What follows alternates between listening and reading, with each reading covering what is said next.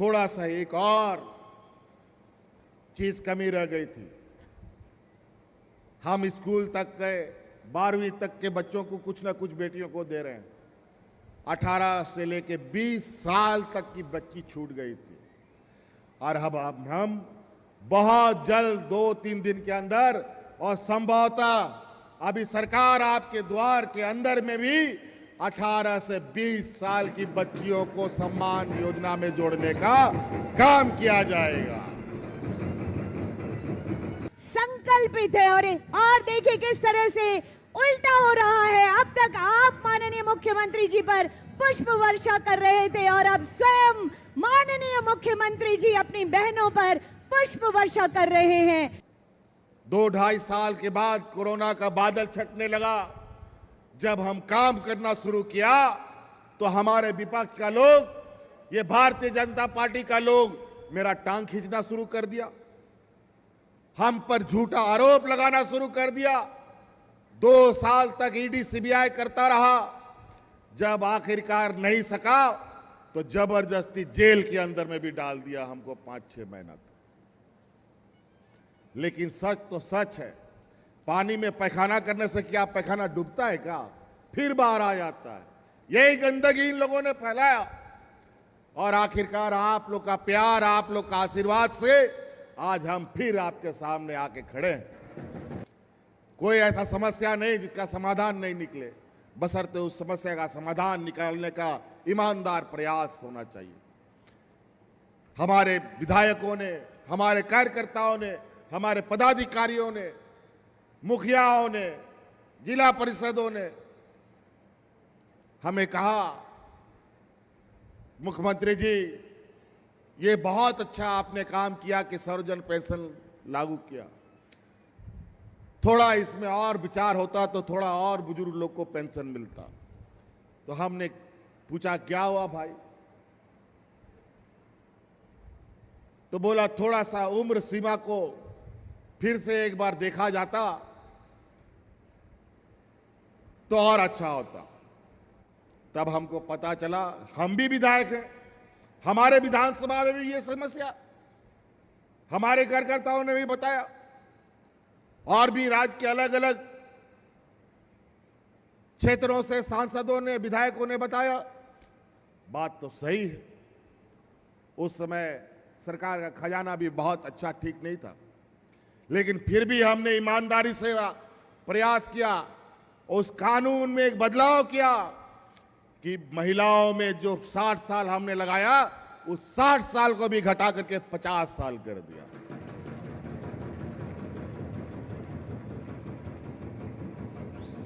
और आज गांव में बूढ़ा बुजुर्ग लोग दिन गिनता है, कब मेरा 50 साल हो जाएगा, कब 60 साल हो जाएगा।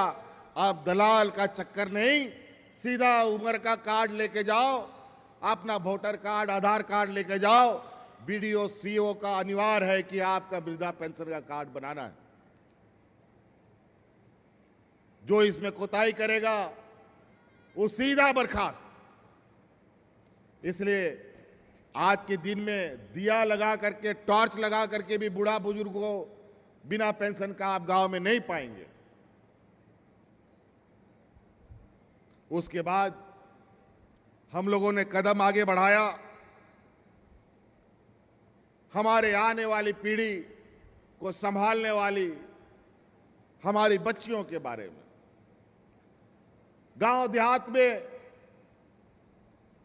गरीब गुरुआ मां बाप बेटी को बोझा समझता है, 10वां 11वां पास होता नहीं है उसके लिए दूल्हा ढूंढने लगता है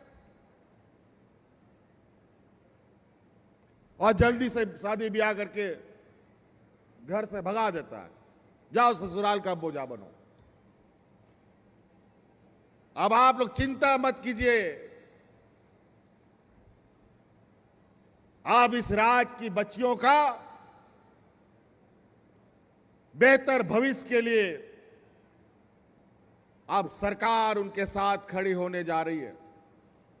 अभी तो पहले चरण में हम आज अपने बच्चियों को सावित्रीबाई फूले से के योजना से हमने जोड़ा है। लगभग 9 लाख से अधिक बच्चियां अभी उसमें जुड़ी हैं और मुझे लगता है कि ये 12-15 लाख की संख्या इनकी होगी। और आने वाला समय में अपने बच्चों को, चाहे बच्ची हो या लड़का हो, उसको इंजीनियर, डॉक्टर, वकील, पत्रकार जो भी पढ़ाना हो, उसके लिए आपको पैसे की चिंता करने की जरूरत नहीं है। उसके लिए हमने गुरुजी स्टूडेंट क्रेडिट कार्ड लाया है। वो कार्ड आप बनवाइए। जब बेटा बेटी आपका डॉक्टर के लिए एडमिशन के लिए जाएगा, इंजीनियर बनने के लिए एडमिशन के लिए जाएगा, ऊंची पढ़ाई के लिए जब जाएगा और कॉलेज वाला बोलेगा कि तुरंत तुम 5 लाख 10 लाख रुपया जमा करो, तो हमारा गांव का बूढ़ा बुजुर्ग गरीब लोग नहीं ला पाता है। लेकिन गुरुजी क्रेडिट कार्ड आप बैंक में लेके जाइए, 15 लाख तुरंत आपको पैसा मिलेगा और अपने बच्चों को पढ़ाइए। और कुछ गिरवी रखने की जरूरत नहीं है। जब तक आपका बच्चा पढ़ेगा, उस बैंक को पैसा वापस करने की जरूरत नहीं। पढ़ाई पूरा कर लेगा, नौकरी पा लेगा, तब उसको धीरे धीरे पैसा वापस कर देना। 4% का इंटरेस्ट, साधारण इंटरेस्ट पर 4% में कोई बैंक इंटरेस्ट नहीं, कोई लोन नहीं देता। और यहां के आदिवासी, दलित, पिछड़ा को तो 4% तो छोड़ो, 10-12% में भी हमको लोन नहीं मिलता। हमारा जमीन गिरवी नहीं रखता, वो भी व्यवस्था कर दी। फिर हम लोग आगे बढ़े। हमारे इस राज्य की आधी आबादी, हमारा महिला दीदी के लिए हम लोगों ने अभी अभी आपको पता है, हम शुरू से जब से सरकार बना है, ये डबल इंजन की सरकार ने तो इस राज्य का खजाना को खखोर खखोर करके सब निकाल लिया था। एक नया नहीं बचने दिया इस राज्य के खजाने में, बल्कि राज्य को और कर्जों में डुबा दिया। और हम लोग जब सरकार में आए तो हम लोग को भी माथा हम लोग पकड़ लिए, भाई हम लोग सरकार चलाएंगे कैसे, खजाना में तो 1 रुपया नहीं। फिर हम लोग भी खोजबीन चालू किया, हम लोग का पैसा सब किधर चला गया। यहां कोयला, लोहा, अभ्रक, सोना, चांदी सब निकलता है, फिर कैसे खाली हो गया खजाना। फिर पता चला कि एक कोना में सिर्फ कोयला कंपनी के पास भारत सरकार हमारा 1,36,000 करोड़ रुपया बकाया लेके बैठा है। हम लोगों ने तुरंत हिसाब किताब जोड़ घटाव गुना भाग किया, पहुंच गए दिल्ली और हमने कहा हमारा पैसा वापस करो। हमारा यहां गांव देहात खेत खलियान से जो कोयला निकाले हो उसका पैसा दो। जब हम ये मांग करना शुरू किए तो हमारे पीछे ईडी सीबीआई दौड़ा दिया, जेल में डालने के उपाय ढूंढने लगे।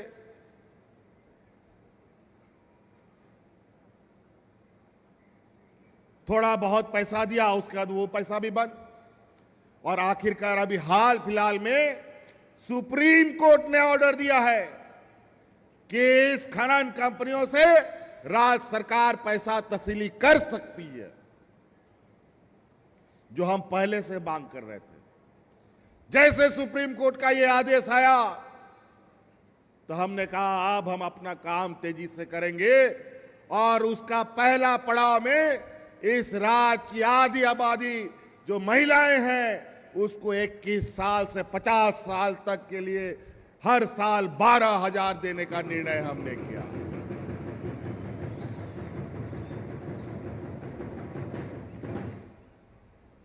और आज हर एक महिला को, लगभग 50 लाख महिला इस राज्य में इस मैया योजना से जुड़ चुकी है। मात्र 20-25 दिनों में 50 लाख महिलाओं के खाते में पैसा जा चुका।